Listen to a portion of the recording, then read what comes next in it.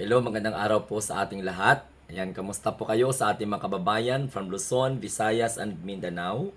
Ito po ang inyong lingkod, ang munting tinig ng ordinaryong Filipino. So, kung bago po lang kayo dito sa ating channel, huwag kalimutan mag-share, like, at saka subscribe.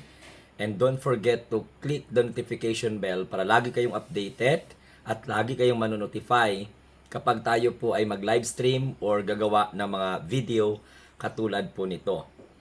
So ngayon, ang pag-uusapan po natin ay ang mensahe ni Paulo Z. Duterte, no, ang congressman ng 1st District of Davao. At ang kanyang statement ay ginawa ito April 30, no? Kahapon. So April 30, 2025. Kasunod po 'yan ng information na kung saan ay kinonfirm ni Sara Duterte na siya po ay nakatanggap ng summon mula po sa prosecutor office or sa NBI dahil po sa pinailan siya ng kaso ng NBI na sedition and grave threats. Yung kanyang speech laban po sa ating mahal na Pangulo, First Lady and Speaker Martin Romualdez. So itong anak ni Rodrigo Duterte na si Pulong Duterte, meron po siyang statement dito at basahin ko po sa inyo. Sabi po dito ni Pulong Duterte na kung saan ay siguro ginawa niya tong statement na to para naman i-alert ang kanyang mga supporter at magpaawa naman, no? Kasi ganoon naman talaga yung style nila, kumuha ng simpatya sa mga taong mauuto na lang nila. So sabi po dito ni Pulong Duterte sa kanyang message ay we strongly condemn. Kinukondina daw nila yung recent action ng Philippine National Police si IDG.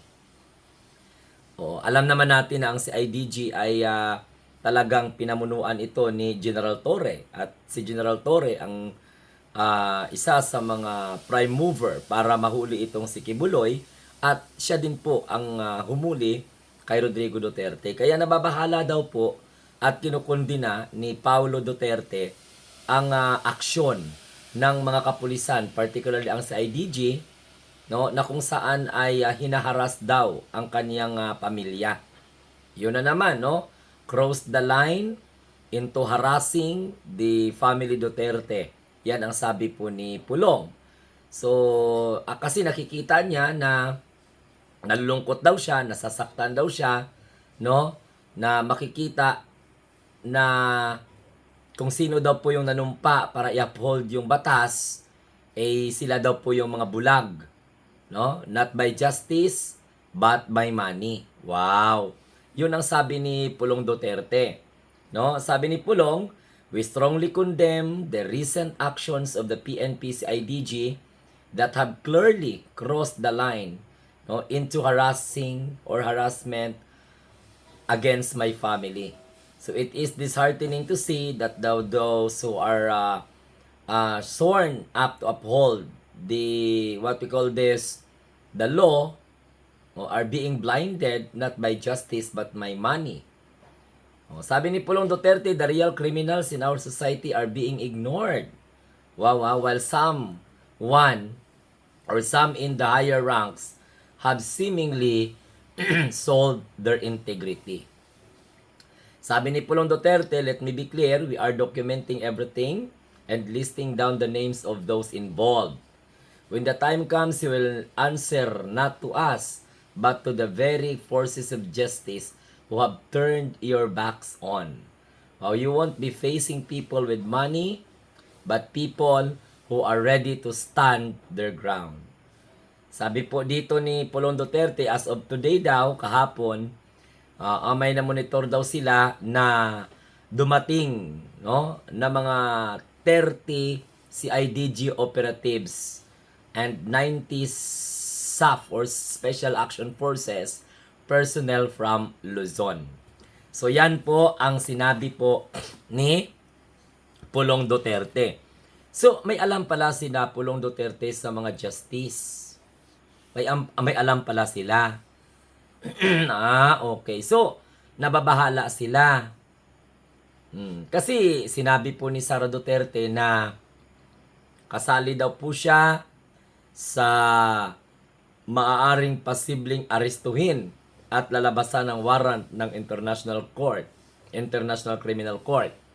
Ang next naman na inamin ni Sara Duterte, kinonfirm niya mismo na siya ay nakatanggap ng summon mula po sa state prosecutor. Kwento lang naman to ni Sara Duterte No? Kwento niya to sa publiko na siya po ay kasama doon. Sabi niya nga, nasa last siya pero baka mauna pa daw siya damputin kila Bato, kila Bongo, kila Karamat, kila Danao, Albayalde, no? So yun yung kanyang mga kasama doon di umano sa listahan na maaaring serban ng warrant of arrest at aarestuhin. Abay, naturalmente, Interpol na naman ang mag-aresto noon. Pero itong si Pulong Duterte, nagtatahol na naman. Na kung saan ay meron daw silang na-monitor, may dumating daw po ng mga 30 na mga CIDG operatives at 90 SAF personnel from Luzon. Kung totoo man ito, wala tayong ibang maiko-connect dyan. Kung baga, yan siguro ay naka-ready para hulihin si Sara Duterte kung sakasakali man na lumabas anytime ang International Criminal Court warrant of arrest na sinabi ni Amy na haharangin daw niya kahit na ano man daw po ang mangyari. Okay. Or di kaya itong kwento na to ay baka naman po pa-effects na naman to ni Pulong Duterte para ma-divert naman ang atensyon at magalit naman ang taong bayan kasi sunod-sunod ang pag-atake. At tingnan mo, pa-file ng kaso si Torre, si Marbil, si Rimulya, ni Amy, no, sa ombudsman. And then at the same time, ito na naman, sunod-sunod, no, na mga pangyayari. Si Sara Duterte, binabalahura ang pangalan ni General Torre every time na magpunta siya sa mga local sorties na mga kandidato na kanyang iniendorso. Wala siyang ibang inaaway kundi ang si Abante, si Chua, at the same time, si Torre. Hindi ko pa narinig kung paano niya bastusin si Rimulya. Parang wala pa naman. But ito po ang mga development, no, na kung saan ay sa bunganga mismo ni Pulong Duterte na kinukondina daw po niya yung mga aksyon ng PNP-CIDG. Kasi klaro daw po talaga yon na kung saan nag-cross the line na daw po ang mga Philippine National Police at sa IDG dahil hinaharas daw po ang kanilang pamilya. Pero wala naman tayo nababalitaan na hinaharas ang pamilya Duterte. Kasi pagharasin mo kasi ang pamilya Duterte, agad-agad yan malalaman kasi alam mo kung bakit. Dami kayang mga chismoso at saka chismosa na sumusuporta sa kanila. Ang mga vlogger na mga Duterte supporter dyan, wala tayong narinig na hinaharas ang pamilya Duterte. Pero itong si Pulong ay talagang nagdrama na naman na kung saan po ay disheartening daw, na makikita na kung sino daw po yung nanumpa para tatalima sa batas, sila daw po yung mga nabulag, hindi po sa hustisya kundi sa pera. So parang pinapalabas ni Pulong Duterte na kung totoo man itong PNP CIDG operatives na ito at Special Action Force na pumunta po ng Davao, dumating po ng Davao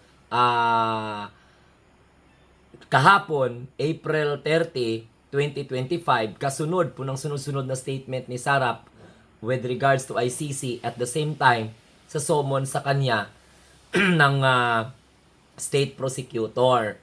No? So yan ang kanyang mga sinasabi na parang daw nabulag, siguro nabili ng pera. Yun ang mga pinapakalat na naman ni Pulong Duterte.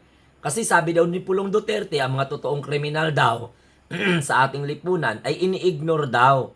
Samantala, yung mga nasa taas na opisyal ay talagang bininta daw po ang integridad.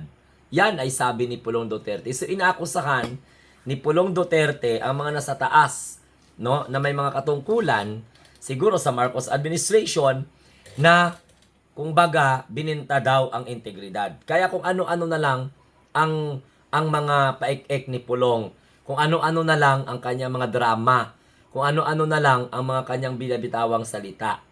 At ito pa, tingnan nyo itong pinakadelikado sabi po ni Pulong, Let me be clear, no? Sabi niya, we are documenting everything and listing down the names of those involved. Kaya, ilista nila kung sino po yung mga nagpapatupad ng batas laban sa kanila.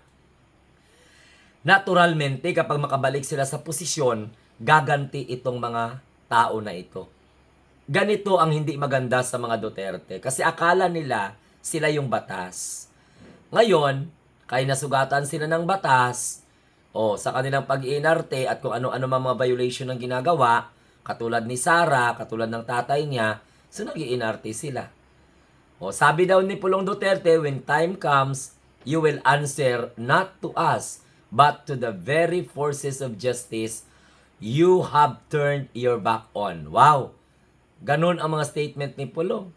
Hindi daw po makakaligtas na harapin daw po ng mga taong ito na naibinenta sa pera yung kanilang dignidad.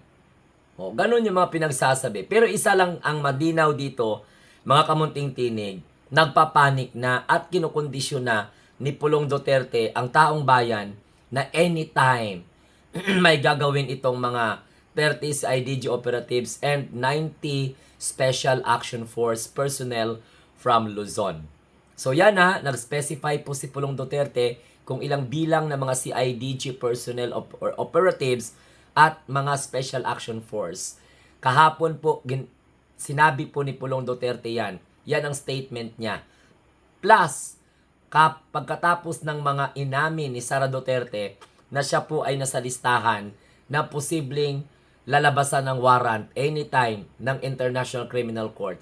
Kasama itong mga enumerate ni Sara Duterte. And, syempre, sabi ni Amy, chismis lang daw, pero maraming haka-haka. Kaya nga, nilabas ito din ni Amy na kasali daw po si Sara Duterte doon. Ayon sa kwento ni Sara Duterte.